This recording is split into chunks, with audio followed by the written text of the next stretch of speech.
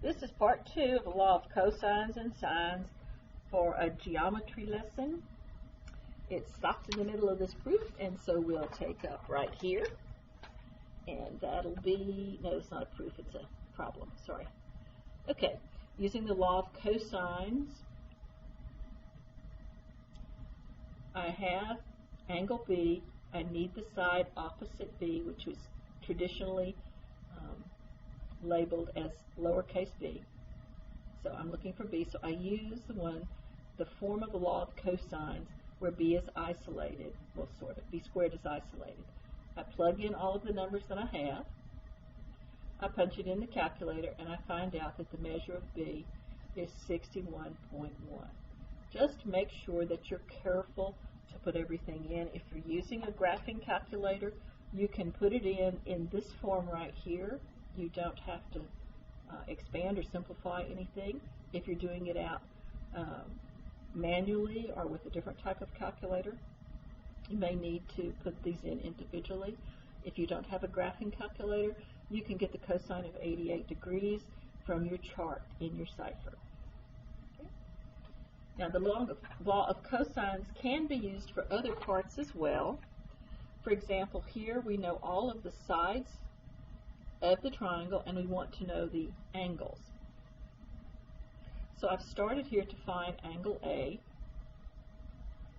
I substitute in each of my values, and I come up with the cosine of A is 45 over 60, negative 45 over 60, or 3/4. So I know the side lengths. I have the ratio of the side lengths. Therefore, what I should use is arc cosine to get the angle. So I put it in, and I find out here. You can enter into a graphing calculator this value, or if you're using a paper chart, you would look for the number and go backwards, as we talked about in class. Okay, so the law of sines and cosines, to summarize, generally speaking, if you have an angle in the opposite side and just something else, you need to have one of these ratios, the angle and the opposite side, and then just something else, another angle or another side, then that's plenty to do the law of sines. It's a straightforward proportion, pick any two, and it works out nicely. The law of cosines, to work it straight on, you need two sides and the included angle. So you would have two sides and the included angle. So if you have angle B, you would need A and C to work it out to find B squared. But as we just illustrated, if you know other parts of it, you can just substitute it in where you need it and choose the form that works the best. A reminder, this works for all triangles, not just for right triangles, which is very handy. Okay, next up, let's talk about the area of the triangle. Half a base times height, right? Yeah, but the problem is you don't always know the height. You don't always have a perpendicular. And so now using trigonometry, we can find out the height without necessarily, find out the area without having to necessarily find the height.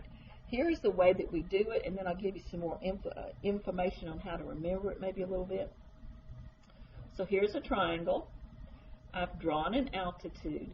So for the purpose of the usual triangle formula, it would be half base times height, which would be the height was the altitude that I drew, and the base in this case is C.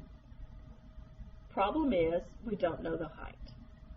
We do know some other characteristics of the triangle. If we know one of the angles, we can use the sine to do it. For example, if we know angle B, let's look at how this comes down together. We'll start with angle B. The sine of B is opposite over hypotenuse, h over a. That's just the definition of sine.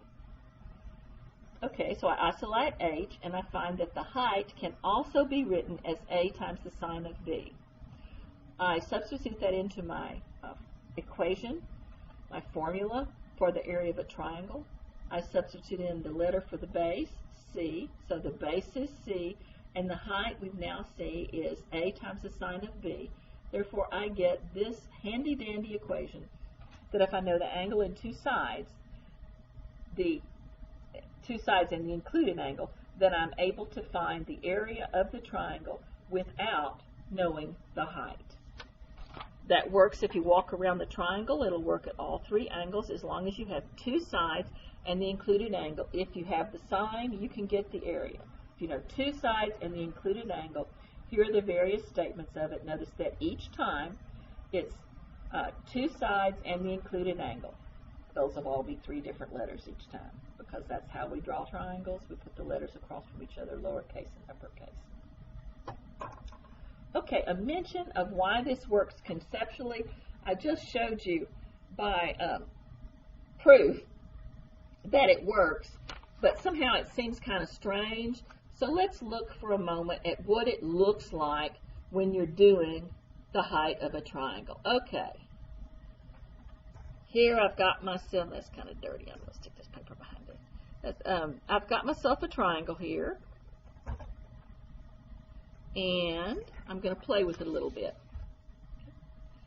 So I have a right angle on my triangle. That'll be base times height. That's a right angle, base times height. And half of that, and that's the area, right? Well, what happens if I make the height crooked? If I take this side and make it crooked, notice that it gets longer. Look at it again. Here it is perpendicular, half a base times height, but I take the side that now represents the height that is at the right angle, and instead of being a right angle, I turn it at another angle and spread it out. It gets longer. Well, how does it get longer? Well, let's go back to our original right triangle here, or make the height out of this one. See, now it's longer, and the proportion, or the ratio by which it's going to be longer, is going to have to do with these two sides. The original one, and then I transformed it to the crooked one. From the original to the crooked. Well, relative to this angle, look at that. The original to the crooked, that's the sine. So the ratio of the sine is telling you how much bigger it got when it went over to here. See that? I'm just talking conceptually here. And notice, remember, that the sine will always be less than 1 because it's opposite over hypotenuse.